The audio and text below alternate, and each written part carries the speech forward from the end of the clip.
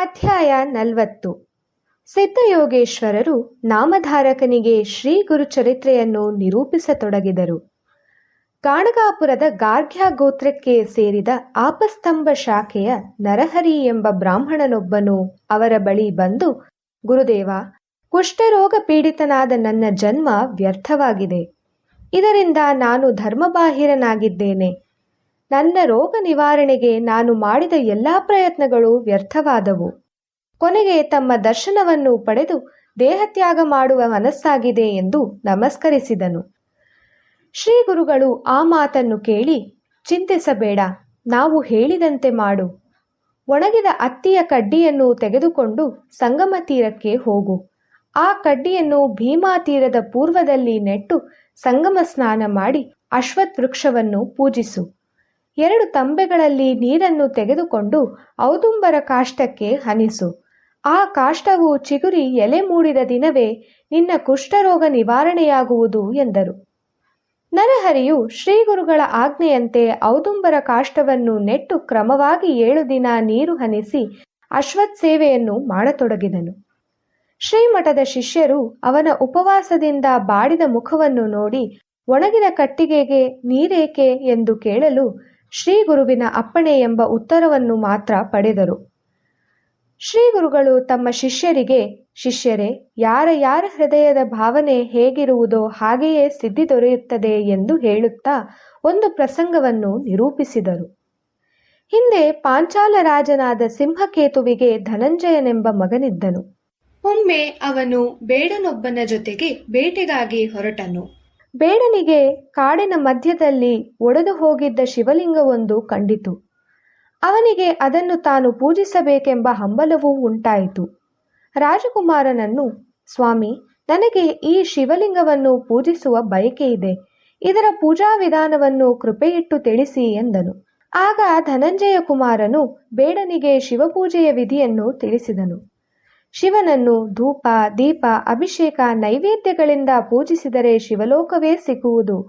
ಅಭಿಷೇಕ ಪ್ರಿಯೋ ರುದ್ರಃ ಎಂಬಂತೆ ಶಿವನಿಗೆ ಸದಾ ಅಭಿಷೇಕವಿರಬೇಕು.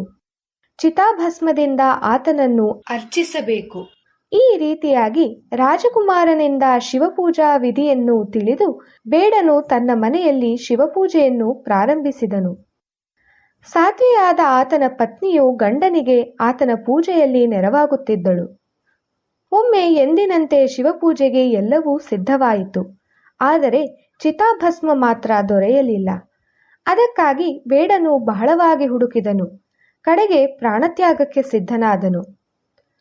ಆತನ ಪತ್ನಿಯು ಪತಿಯನ್ನು ತಡೆದು, ಅಗ್ನಿಗೆ ನನ್ನನ್ನು ಅರ್ಪಿಸಿಕೊಳ್ಳುತ್ತೇನೆ, ಇದರಿಂದ ನಿಮಗೆ ಚಿತಾಭಸ್ಮವು ದೊರೆಯುವುದು ಎಂದು ಹೇಳಿ ತನ್ನನ್ನು ತಾನು ದಹಿಸಿಕೊಂಡಳು. ಪೂಜೆಯಲ್ಲಿ ಮೈಮರೆತಿದ್ದ ಬೇಡನಿಗೆ ಹೆಂಡತಿಯ ಮರಣದ ಅರಿವೇ ಆಗಲಿಲ್ಲ. ಪೂಜೆ ಮುಗಿದ ಮೇಲೆ ಪತ್ನಿಯು ತೀರ್ಥ ಪ್ರಸಾದವನ್ನು ಬೇಡಿದಾಗ ಬೇಡನಿಗೆ ಎಲ್ಲವೂ ನೆನಪಾಗಿ ಪತ್ನಿಯನ್ನು ಪ್ರಶ್ನಿಸಿದನು. ಆಕೆಯು, ಸ್ವಾಮಿ, ನಾನು ಕೋಣೆಯಲ್ಲಿ ಶಾಂತ ನಿದ್ದೆಯಲ್ಲಿದ್ದೆ. ನೀವು ತೀರ್ಥ ಪ್ರಸಾದಕ್ಕೆ ಕರೆದಾಗಲೇ ಎಚ್ಚರವಾಯಿತು. ಇನ್ನೇನೂ ನನಗೆ ತಿಳಿದಿಲ್ಲ ಎಂದಳು.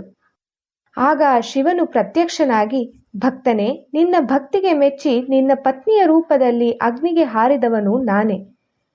ನೀನು ರಾಜನಾಗು, ದೀರ್ಘಕಾಲ ರಾಜನಾಗಿ ಶಿವಲೋಕಕ್ಕೆ ಬಾ ಎಂದು ಹರಸಿದನು. ಶ್ರೀ ಗುರುಗಳು ಶಿವಪೂಜಾ ಮಹಿಮೆಯನ್ನು ಶಿಷ್ಯರಿಗೆ ತಿಳಿಸಿ, ಪ್ರಿಯ ಶಿಷ್ಯರೇ, ನರಹರಿ ತುಂಬಾ ಶ್ರದ್ಧೆಯಿಂದ ಔದುಂಬರ ಕಾಷ್ಟದ ಸೇವೆ ಮಾಡುತ್ತಿದ್ದಾನೆ. ಅವನ ಆಸೆ ನೆರವೇರುತ್ತದೆ ಎಂದರು. ಅಂದು ಸಂಗಮಕ್ಕೆ ಶ್ರೀಗುರುಗಳು ಆಹ್ನಿಕಕ್ಕೆ ಬಂದಾಗ ನರಹರಿಯು ಔದುಂಬರ ಸೇವೆಯಲ್ಲಿ ಮಗ್ನನಾಗಿದ್ದನು. ಆಗ ಶ್ರೀಗುರುಗಳು ತಮ್ಮ ಕಮಂಡಲುವಿನಿಂದ ಜಲವನ್ನು ಒಣಗಿದ ಕಟ್ಟಿಗೆಯ ಮೇಲೆ ಪ್ರೋಕ್ಷಿಸಿದಾಗ ಅದು ಚಿಗುರಿ ಎಲೆಗಳು ಮೂಡಿದವು. ಹೀಗೆ ಒಣಕಟ್ಟಿಗೆಯು ಚಿಗುರಿದ ಕೂಡಲೇ ನರಹರಿಯ ಕುಷ್ಠರೋಗವು ಮಾಯವಾಯಿತು. ನರಹರಿಯು ಶ್ರೀಗುರು ಮಹಿಮೆಯನ್ನು ಮನಸಾರೆ ಸ್ತೋತ್ರ ಮಾಡಿದನು. ಶ್ರೀಗುರುಗಳು ಆತನನ್ನು ಹರಸಿ ವಿದ್ಯಾ ಸರಸ್ವತಿ ಮಂತ್ರದ ಉಪದೇಶವನ್ನು ಮಾಡಿದರು. ನರಹರಿ, ನಿನಗೆ 3 ಪುತ್ರರಾಗುತ್ತಾರೆ. ಆದರೆ ಯೋಗಿ ಎಂಬವನು ಮಹಾಖ್ಯಾತಿಯನ್ನು ಪಡೆದು ಉಳಿದವರು ವಂಶಪಾರಂಪರ್ಯವಾಗಿ ನಮ್ಮ ಸೇವೆಯನ್ನು ಮಾಡುತ್ತಾರೆ ಎಂದರು. ನರಹರಿಯು ಗುರುವಿನ ಅನುಗ್ರಹದಿಂದ ದೊರೆತ ಸಂಸ್ಕೃತ ಪಾಂಡಿತ್ಯದಿಂದ ಶ್ರೀ ನೃಸಿಂಹ ಸರಸ್ವತಿ ಅಷ್ಟಕಂ ಎಂಬ ಸ್ತೋತ್ರವನ್ನು ರಚಿಸಿ ಗುರುಗಳಿಗೆ ಅರ್ಪಿಸಿದನು. ಆತನ ವಂಶಜರು ಶ್ರೀ ಗುರು ಸೇವೆಯಲ್ಲಿ ಬಾಳಿದರು ಎಂಬಲ್ಲಿಗೆ ಶ್ರೀ ಗುರು ಚರಿತ್ರೆಯ 40ನೇ ಅಧ್ಯಾಯವು ಸಂಪೂರ್ಣವಾಯಿತು.